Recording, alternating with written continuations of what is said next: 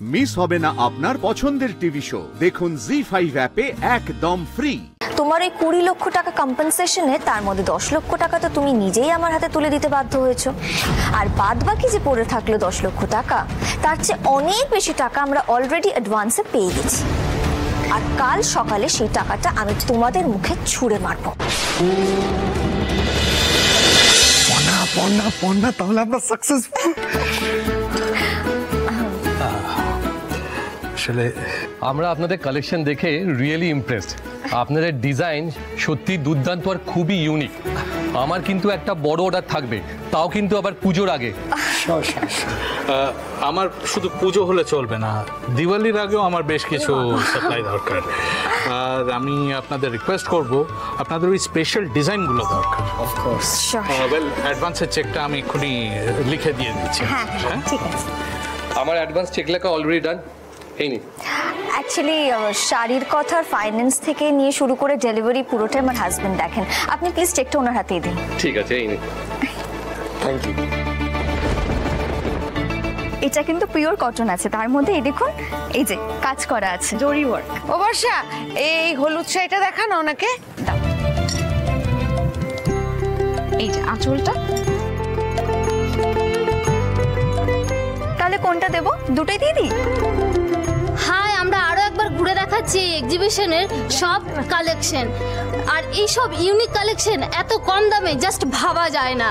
তাই আপনারা ঝটপট বুক করে ফেলুন শাড়ির কথার শাড়ি। ঠিক আছে ম্যাডাম, আজকে আসি তাহলে, আবার ডেলিভারির সময় দেখা হবে। নিশ্চয়ই নিশ্চয়ই, আসুন।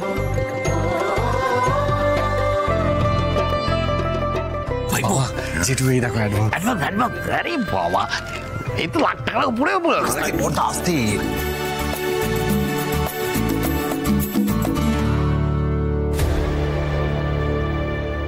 আমি তো বুঝতেই পারছি না তুমি এটা কি করলে। আমাদের এত চেষ্টা সবটা তো জলে চলে গেল।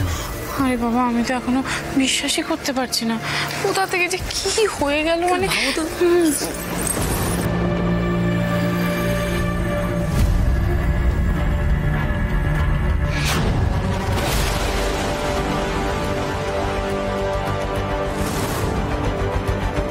কাজটা তুই ভালো করলি না পড়া, এর মাসুল তোকে দিতে হবে। চুপ চুপ, একদম চুপ। খালি মুখে বড় বড় ডায়লগ। তোমার এতটুকু লজ্জা নেই না ঈশা হালদার? আমি যদি তোমার জায়গায় থাকতাম না, তাহলে এতক্ষণে লজ্জায় মিশে যেতাম। অবশ্য তোমার সঙ্গে তো আমার তুলনা করা চলেই না, চোর কোথাকার। হাই পর্ণা, একদম চুপ। আমি কোনো চোরকে ভয় পাই না, চোরের মায়ের বড় গলা। কি ভেবেছিলে তুমি যে আমার এক্সিবিশনটাকে আটকে দিয়ে তোমাদের গোলামি করাবে আমাকে দিয়ে? সেটা কি করতে পারলে ঈশা হালদার? পারলে তো না। তোমার এই 20 লক্ষ টাকা কম্পেনসেশনে তার মধ্যে 10 লক্ষ টাকা তো তুমি নিজেই আমার হাতে তুলে দিতে বাধ্য হয়েছো, আর বাদ বাকি যে পড়ে থাকলো 10 লক্ষ টাকা, তার চেয়ে অনেক বেশি টাকা আমরা অলরেডি অ্যাডভান্সে পেয়ে গেছি। আর কাল সকালে সেই টাকাটা আমি তোমাদের মুখে ছুঁড়ে মারবো। আজ তো অপমানের ট্রেলার ছিল, আসল অপমান এবার শুরু হবে, আসল সিনেমাটা। যাও, বেরো বেরো। এক মাঘে শীত চায় না পড়না, আমিও তোকে দেখে নেব।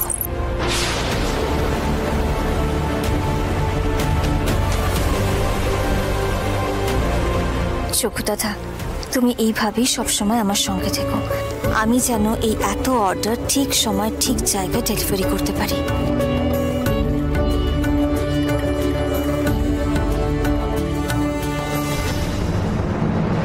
পর্ণা, হ্যাঁ কেমন আছিস তুই? ভালো।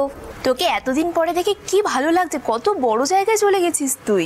অবশ্য তুই চিরদিনই কিন্তু ব্রাইট আর ট্যালেন্টেডই ছিলি, একটা অন্য কিছু করার খিদে কিন্তু সবসময় তোর মধ্যে ছিলই। কিছু মনে করবেন না, আমি না আপনাকে ঠিক। আরে আপনি আগে কাকে করছিস? তুই আমাকে চিনতে পারছিস না? আরে আমি দীপিকা। আমি না সত্যি চিনতে পারছি না। কি রে, এতটাই চেঞ্জ হয়ে গেছিস যে আমাকে চিনতেই পারছিস না? আরে নিউ সিটি ইউনিভার্সিটি 2015-16 ব্যাচ আমরা। তুই আমি ঈশা একসাথে পড়তাম। আজকে ঈশা আর তোকে একসঙ্গে এক্সিবিশন করতে দেখে আমি তো অবাক।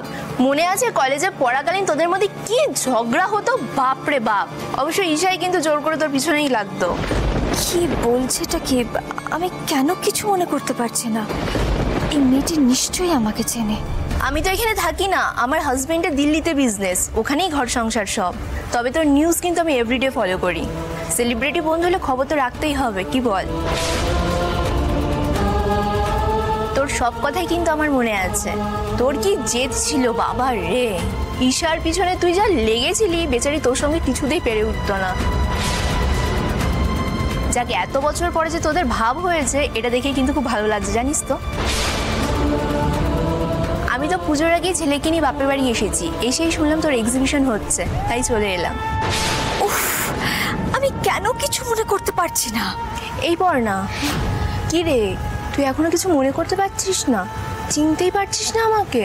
সেই ময়দান, কলেজ স্ট্রিট, কফি হাউস, কোথায় কোথায় ঘুরিনি একসাথে। আচ্ছা বাকি সব কথা বাদ দে, সেই গঙ্গার ঘাটে ঘুরতে যাওয়ার কথা মনে আছে তোর? সেই যে সৃজনের ঠামে জলে পড়ে গেলেন, তুই তো তুলে আনলি, সে কত কাণ্ড হলো। তাহলে সময় মতো শাড়িগুলো পেয়ে যাবো তো? একদম একদম, আপনি চোখ বুঝে বিশ্বাস রাখতে পারেন, আপনার মাল সব সময়ের আগে পেয়ে যাবেন। এই বুবাইয়ের বাবা বাড়িতে বসে বসে এতগুলো টাকা পেয়ে গেল। কপাল কপাল, সবই কপাল, বুঝতে পারছো?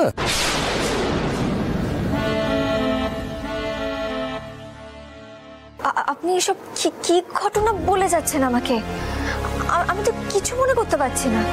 ঈশার সাথে ঝামেলা, আমাদের সাথে এত ভালো সময় কাটানো, তোর কিচ্ছু মনে পড়ছে না? তুই সব ভুলে গেলি, আমাকে ভুলে গেলি পর্ণা।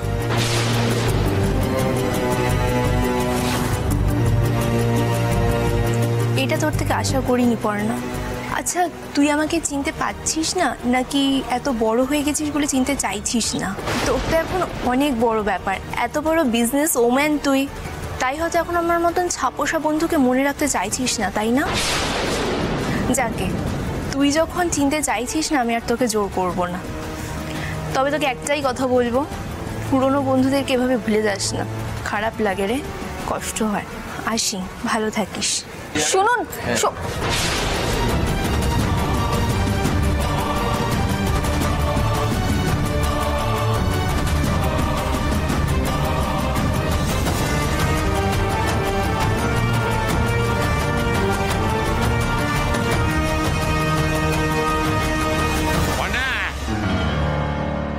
তুমি ওখানে দাঁড়িয়ে আছো কেন? এদিকে এসো।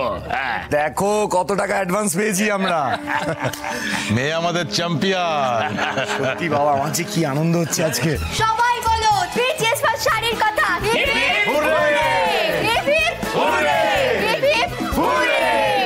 আচ্ছা আজকে কিন্তু আমি নিজে হাতে মাংস রান্না করব। বড় বউ, বলছিলাম কি আজকে ভাতে ভাত খেয়ে নি বরং। হ্যাঁ, কালকে সিজন মাংস আনবে, তারপরে আমরা রান্না করবো। হ্যাঁ জেঠু কিন্তু আবার কিপটেমো করছে।